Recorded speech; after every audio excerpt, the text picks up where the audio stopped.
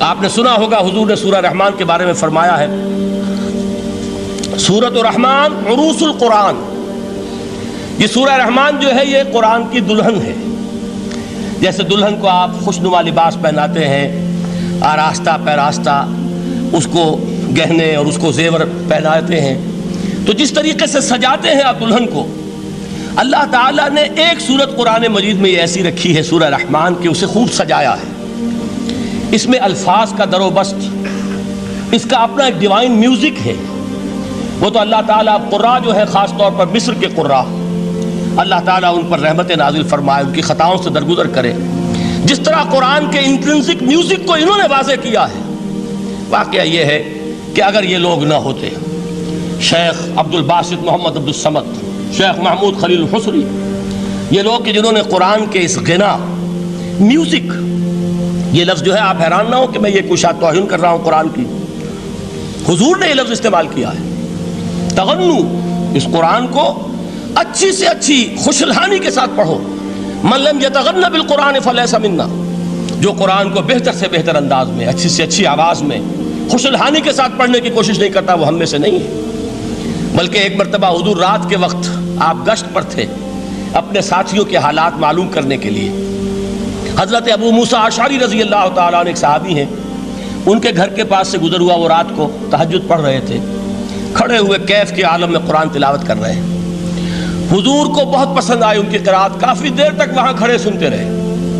اب انہیں کیا پتا کون سن رہا ہے، بالکل اسی طرح سمجھ لیجئے ایک بات یاد آئی ہے، حضور فرماتے ہیں کہ جس طرح کان لگا کر اللہ قرآن کو سنتا ہے کسی چیز کو نہیں سنتا۔ ہمیں نظر نہیں آتا نا، ہمیں معلوم نہیں، ہم قرآن پڑھ رہے ہیں تو سننے والا کون ہے؟ سب سے زیادہ کان لگا کر خود اللہ۔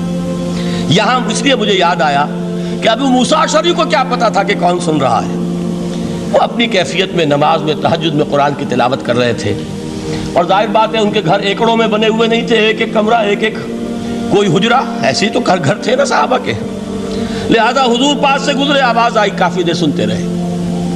اس کے بعد آپ تشریف لے گئے، صبح فجر میں ملاقات ہوئی تو حضور نے تحسین کے انداز میں فرمایا، یا ابا موسیٰ انک قد اوتیت مزمارا من مزامیر آل داؤد، اے ابو موسیٰ تمہیں تو آل داؤد کے سازوں میں سے ایک ساز اللہ نے عطا فرما دیا ہے۔ جس طرح حضرت داؤد، لہن داؤدی مشہور ہے کہ جب وہ پچھلے پہر رات کو حمد کے ترانے الاپتے تھے، قرآن میں ہے کہ پرندے شامل ہو جاتے تھے ساتھ، اور پہاڑ وجد میں آتے تھے، پہاڑ بھی ان کے ساتھ شریک ہوتے تھے۔ تو جس طرح کا اللہ نے ان کو لہن عطا فرمایا تھا، حضور نے تحسین کے انداز میں فرمایا ہے ابو موسیٰ اشعری، اللہ نے تمہیں بھی آل داؤد کے سازوں میں سے ایک ساز عطا فرمایا۔ بہرحال قرآن مجید کا جو یہ میوزک ہے، قرآن کے الفاظ کا جو حسن ہے، جہاں تک حسن معنوی ہے وہ تو ہر لفظ میں ہے، لیکن یہ حسن ظاہری، حسن صوتی، حسن لفظی، یہ اپنے کلائمیکس پر آپ کو نظر آئے گا سورہ رحمان میں۔ لیکن قرآن میں یہ سورت اس اعتبار سے بھی ممتاز ہے، اس کی 4 آیات پر ذرا توجہ کریں گے، عجیب حقائق سامنے آئیں گے۔ جہاں یہ قرآن مجید کے حسن صوت اور حسن لفظی کی معراج ہے، وہیں اس کی پہلی 4 آیات میں 4 چوٹی کی چیزوں کا ذکر ہے، سب سے اونچی چیزیں۔ پہلی آیت کیا ہے؟ الرحمن، ایک آیت ہو گئی۔ رحمان کیا ہے؟ اللہ کا نام ہے۔ کبھی آپ نے غور کیا اللہ کے ناموں میں سب سے پیارا نام کون سا ہوگا؟ رحمان۔ کیوں؟ اس کا مادہ کیا ہے؟ رحمت۔ ہمیں سب سے بڑھ کر جس چیز کی ضرورت ہے وہ کیا ہے؟ رحمت خداوندی۔ نام اچھی طرح سن لیجئے اس حضور کے قول کو۔ حضور فرماتے کوئی شخص جنت میں مجرد اپنے عمل کی بنیاد پر داخل نہیں ہو سکے گا جب تک کہ رحمت خداوندی دستگیری نہ کرے۔ کسی صحابی نے بڑی ہمت اور جرأت کا ثبوت دیا کہ پوچھ لیا، کیا حضور آپ بھی؟ جب آپ نے فرمایا کوئی شخص داخل نہیں ہو سکتا جنت میں محض اپنے عمل کی بنیاد پر جب تک کہ رحمت خداوندی جو ہے وہ دستگیری نہ فرمائے۔ پوچھا گیا کیا آپ بھی؟ آپ نے فرمایا ہاں میں بھی۔ آپ انداز کیجئے کہ اگر محمد الرسول اللہ بھی رحمت خداوندی کے ضرورت مند ہوں تو تاب دیگراں چہ رسد، ہماری تو سب سے بڑی ضرورت رحمت خداوندی ہے۔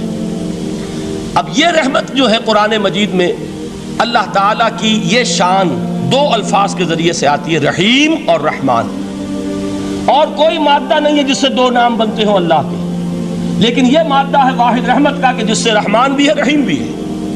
رحیم صفت مشبہ ہے، رحمت دائم ہو جائے گی، مستقل ہوگی تو رحیم کہیں گے، اور رحمان اس میں رحمت کی ہے وہ شان ہے کہ جیسے ٹھاٹھے مارتا ہوا سمندر ہو، ہیجان کی کیفیت، طوفانی کیفیت، رحمت خداوندی کا طوفانی جوش، وہ ہے رحمان۔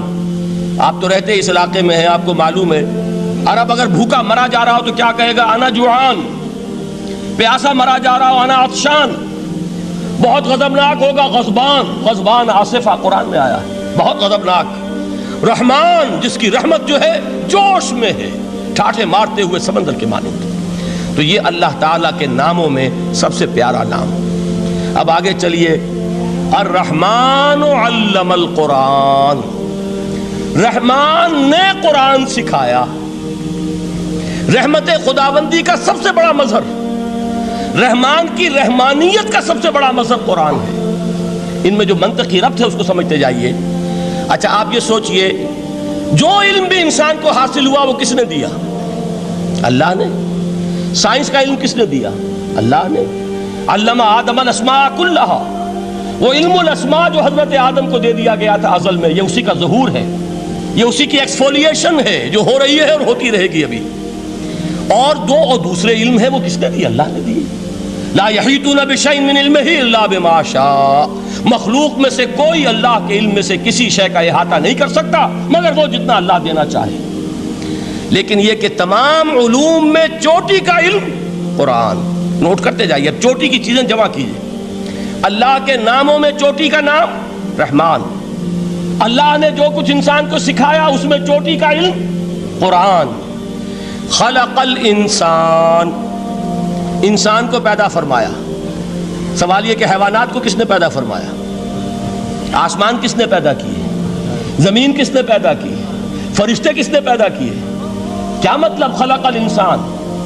اس کی تمام مخلوقات میں اس کا کلائمیکس، اس کی تخلیق کی معراج، اس کے تخلیق کا نقطہ عروج انسان ہے۔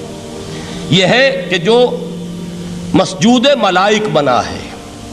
وَلَقَدْ كَرَّمْنَا بَنِي آدَمَ وَحَمَلْنَاهُمْ فِي الْبَرِّ وَالْبَحْرِ وَرَزَقْنَاهُمْ مِنَ الطَّيِّبَاتِ وَفَضَّلْنَاهُمْ عَلَى كَثِيرٍ مِّمَّنْ خَلَقْنَا تَفْضِيلًا۔